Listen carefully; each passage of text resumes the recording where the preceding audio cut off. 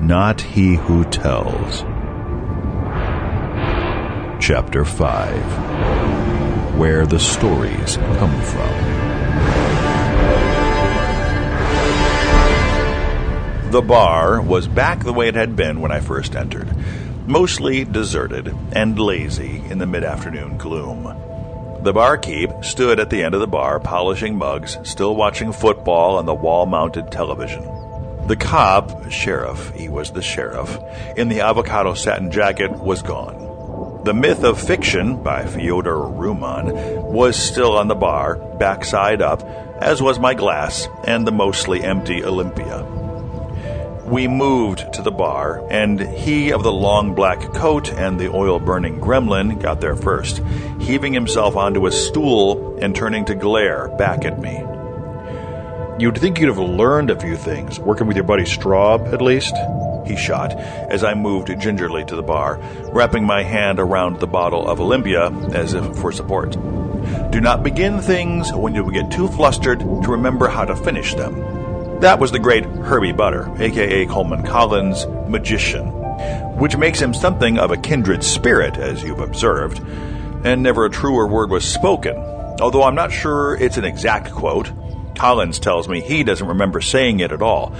He was drunk. And he measured me with a dark look before finally turning to stare into the forest of bottles behind the bar. I stood next to my bar stool, feeling brittle as glass. Pope waited on his own stool for a moment, seeming to ruminate. Then, without looking at me, he said, "First things first, don't kid yourself into thinking that none of that really happened. It did, and it wasn't any hallucination or a flashback or any of that goddamn half-baked existentialist are you a part of my dream or am I a part of yours shit. The people you saw in here a few minutes ago, Ace, Bannerman, Carey, Wilkes, the whole lot, they're all just as real as you and me. Not that that means a whole lot, but if the word real has any meaning at all, then they fit into it just as much as you, me, and this bar top." He rapped the bar for emphasis, then seemed to reconsider. "Well, there is one difference, although it's a pretty technical one, almost meaningless, really. But it's the sort of difference that makes old hacks like you and me shiver and reach for a notebook." I settled onto the bar stool and looked vaguely through the marching bottles in front of the mirror. I heard my own voice, sounding perfectly normal and casual, ask, "What difference is that?" He looked at me sideways. "They're all dead. I thought you'd have guessed that." "I think I just needed to hear you say it." Pope looked sideways at me for a long, flinty minute, his eyes like the twin bores of a sawed-off shotgun. Then, ponderously, he lowered his head into the collar of his coat and sighed an enormous, quaking sigh. Without raising his head again, he spoke, his voice a resigned monotone. "You didn't even read the book, did you?" I reeled my mind in for several seconds before remembering the Myth of Fiction. It lay on its cover on the bar to my right. I looked at it dully. "Of course not," he answered himself, a disembodied, annoyed mutter from the cave of his hunched shoulders. "Why would you? Crazy old Howard Pope hand you some batshit old collection of paranoid ravings printed in God's knows what backwater dimension. What do? You humor him. You take it. You tell him, 'No sweat, hombre. I'll crack it open and read it with my morning bowl of fucking Special K, hell yeah.' And you go to your car, you shake your head, you smile with all the smugness of a sewer rat dining on a dead cat, and you toss the book into the back seat. And 30 years later, here you sit, pants pissed, blinking like nobody tried to clue you in." He paused while his hand wrapped around the base of his bottle of beer, hoisted it into the bat-wing collar of his coat. He swallowed a third of it and exhaled wearily. "Screw you," he finished mildly, clinking the bottle back down. I waited. My thoughts were like unhitched boxcars, rolling in no particular order, and not always in the same directions. I knew this wasn't a dream. When I tried to venture off that fact into any other direction, my mind met trapdoors. Several minutes swam by, and Pope didn't move. I sensed he was giving me time to calm down, to pull some sanity together. The mind is a muscle that can move the world. I had written that once, and I heartily believed it. The other half of that truth is that the mind, or at least the imagination, can be a dangerous tool to play with. Perhaps mine had finally short-circuited on me a bit. But now I was coming back from that, recovering slowly, returning to the equilibrium of the rational. I returned to an idea that had served me as warning and benediction for many years. Most people who make a living tapping into the moon pool of imagination are a little eccentric at best. Or as crazy as shithouse rats at worst. The fuse box of the creative force is a powerful, indiscriminate thing. The human mind isn't very well insulated against its force. I had been a conduit for a long time. I shouldn't be surprised that my own wires had turned out to be a little stripped here and there. All the more reason to give serious consideration to the idea of hanging up the old keyboard once and for all, I thought. And that was obviously the point, I realized with no small relief. The whole affair, the entire hallucination, had been a warning. Just like the one the doc gives to a lifetime smoker when he says if he doesn't quit now, he might as well start teaching his kids how to take care of his prize rhododendron. It made sense that way.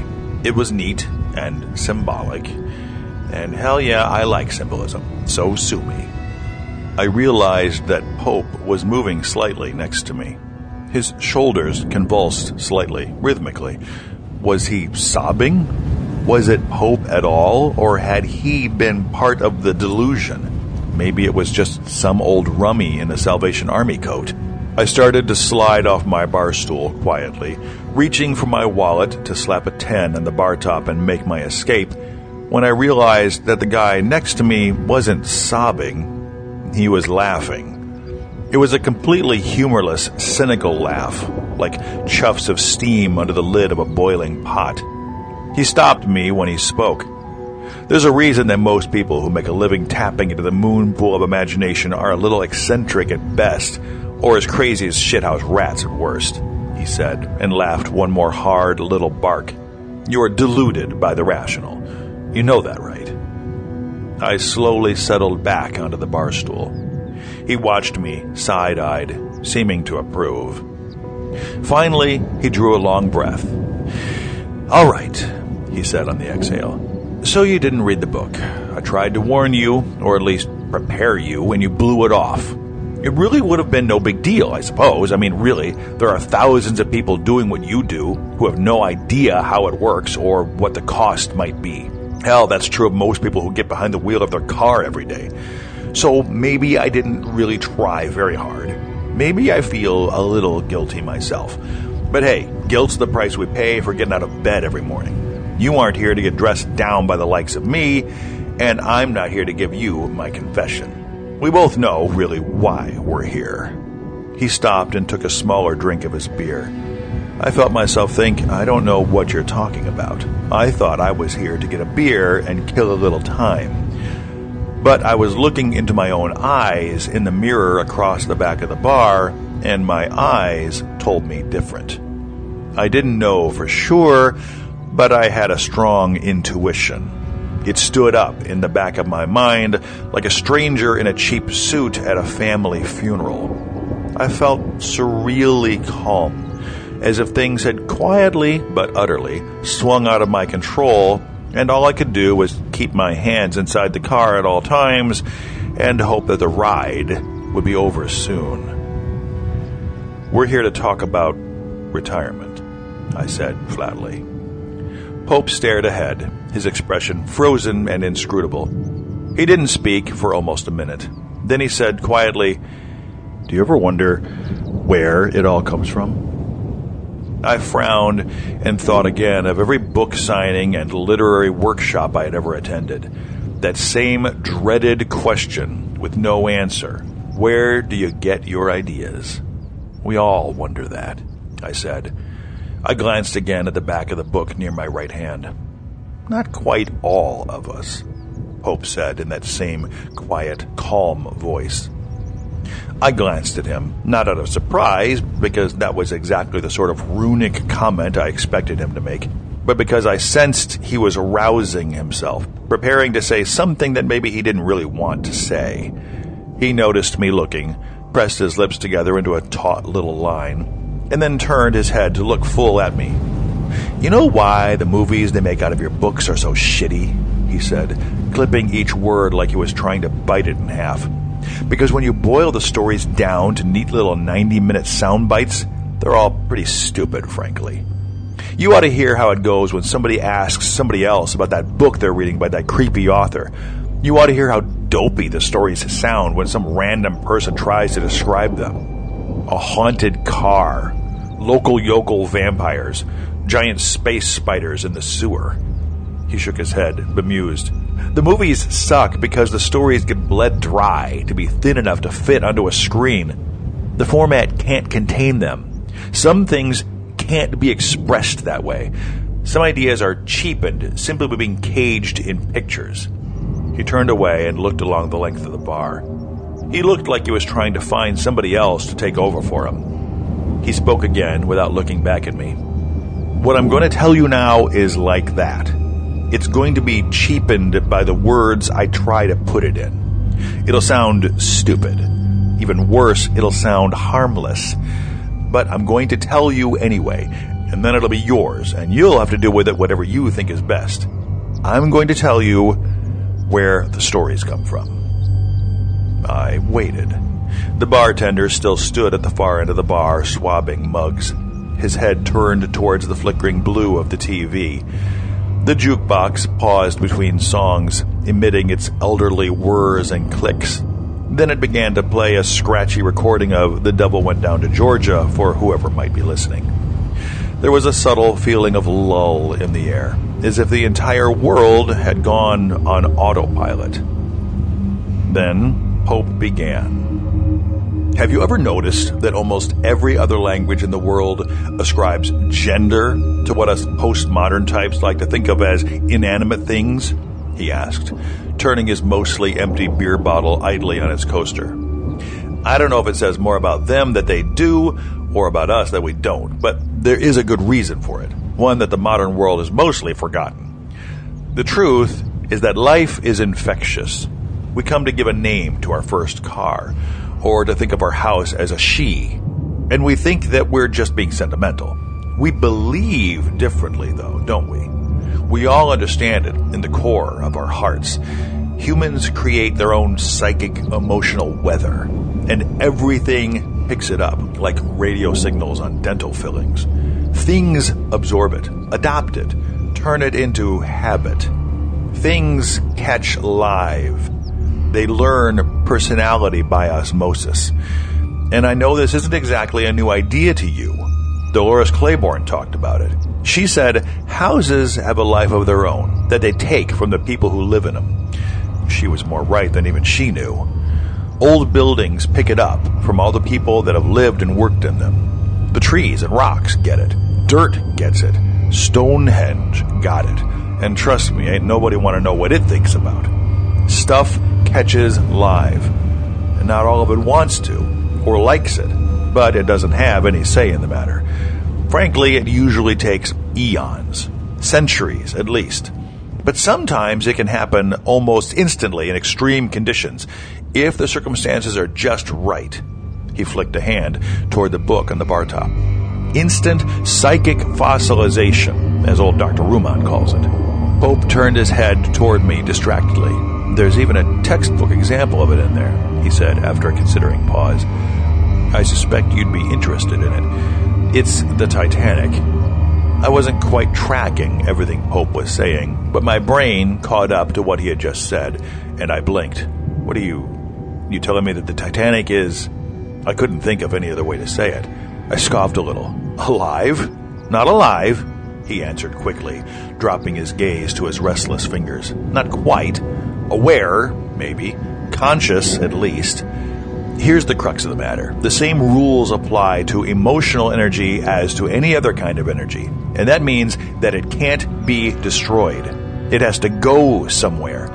It usually just dissipates into other people, the way lightning is grounded by striking a tree. We all walk through and are influenced by micro-emotional weather systems every day.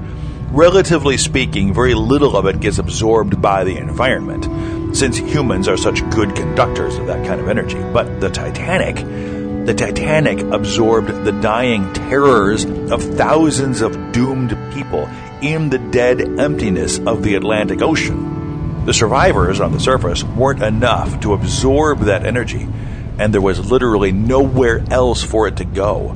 The ship itself took most of it in one nuclear bright moment of psychic implosion. Every rivet, every iron plate, every light fixture and porthole was flash-born into screaming nightmare consciousness even before it crashed into the waste of the ocean bottom. Pope had lapsed into what I assumed was his narrative voice, using words like doomed and implosion. And yet, I was morbidly transfixed. So, what's it like? I asked. Pope glanced at me as if remembering I was there, then shook himself. What would you be like after a century of slow decomposition in a sensory deprivation chamber 1,000 miles across, with nothing but the memory of terror and death rattling around in the tomb of your mind? She's cold and raw and very, very mean. That's what she's like. He paused, and I considered, is she dangerous? Pope raised his eyebrows slightly. On some level, sure, because the psychic pulse goes both ways. Things get it from us, and if it's strong enough, we get it from things. Anyone who's been on the dives to the corpse of the Titanic knows, on a subconscious level at least, that they're picking up her signals. I can't say for sure, but I can imagine it. I suspect it's like a ringing in the ears, only it's in the heart, the soul.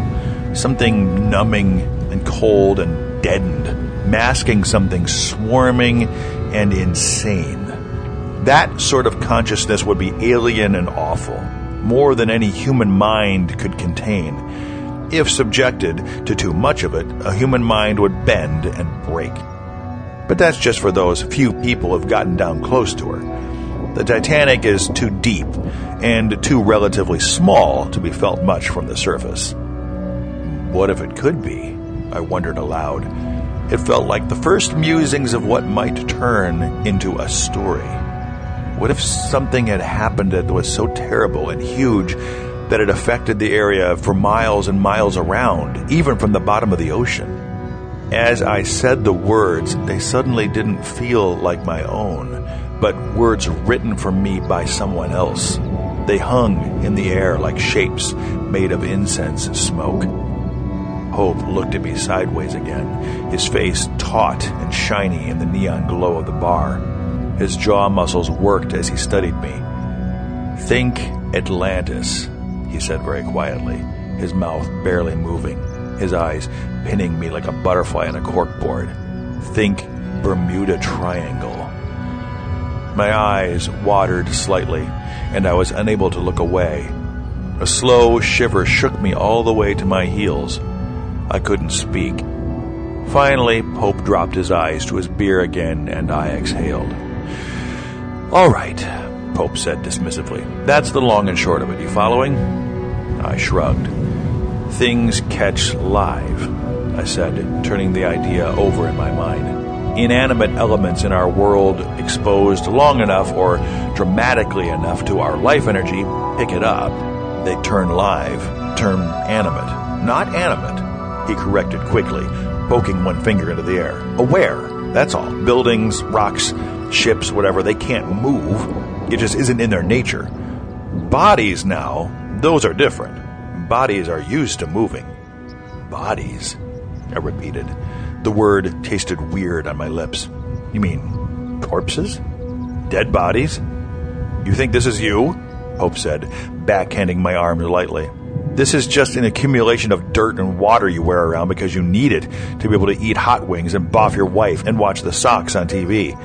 Bodies are just more inanimate matter. The only difference is that the contact they have with life is much, much more intimate. What do you think ghosts are?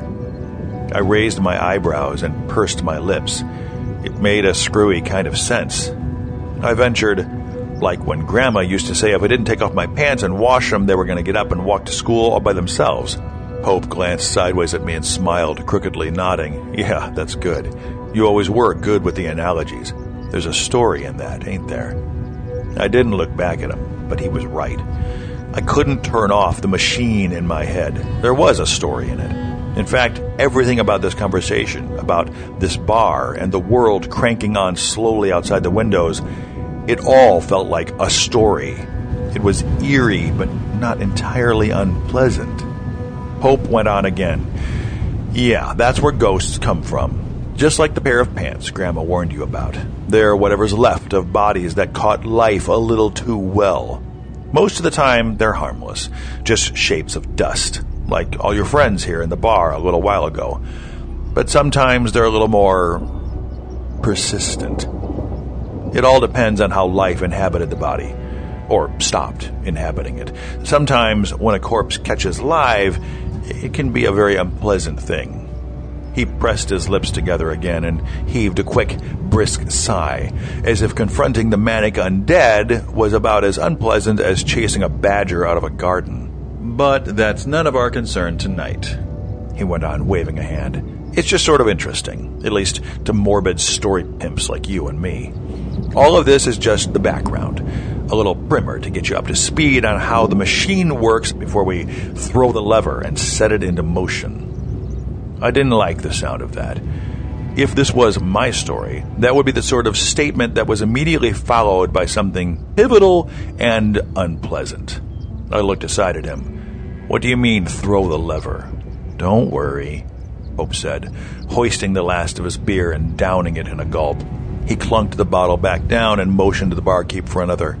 Yet, he added under his breath. The barkeep slid another beer onto Pope's coaster, deftly whisking the empty away at the same time. What's the score? Pope asked without looking up. World 1, me 0. The barkeep replied jovially, taking a quick swipe at the counter.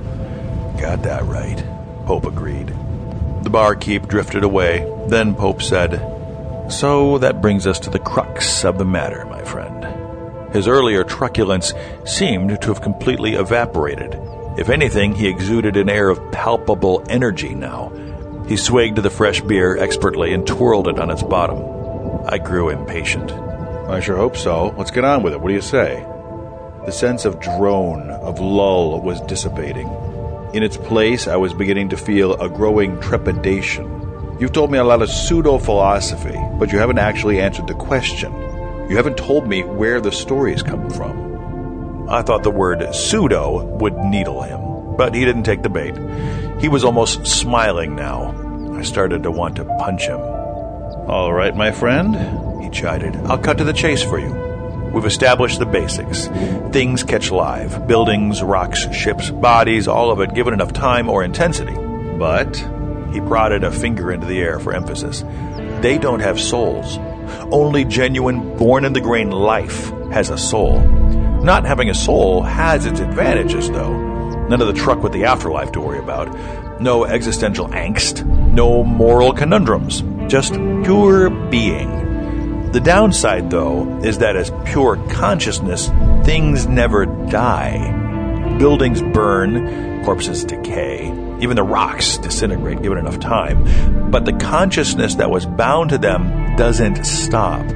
Eventually, this aliveness is stripped of everything except for the sum total of the memories that made it. In its purest form, all the aliveness has left is... Pope stopped and inhaled slightly, as if tacitly unable to avoid the dramatic pause. The story, he finished on the exhale. I waited to see if there was going to be more. Pope stirred on his bar stool, adjusting his huge, ridiculous coat. The jukebox had gone silent, and the hole it left in the ambience of the bar was uncomfortably large. A bar needed the sound of the jukebox and the squeak and scrape of bar stools on wooden floors. Anywhere could be a bar if it had those things and a couple of beers. I patted my pocket suddenly, impulsively, to see if I had any quarters to feed the jukebox, then froze in the act, staring down the length of the bar. The juke wasn't the only thing that had run silent and stopped. The barkeeper stood at the end of the bar, still staring up at the television screen, but the screen was perfectly static, like a paused VCR. The barkeep held a cloth jammed into the mouth of a Pilsner glass in his left hand, but his hands were perfectly motionless. I glanced quickly around the bar. There was no movement or sound anywhere, not even the muted thrum of traffic on the road outside. Silence pressed into my ears like small iron weights. Hope was watching me sideways. His eyes narrowed, a look of assessing scrutiny on his face. The beer bottle in his pudgy, curled hand appeared to be full of amber jello.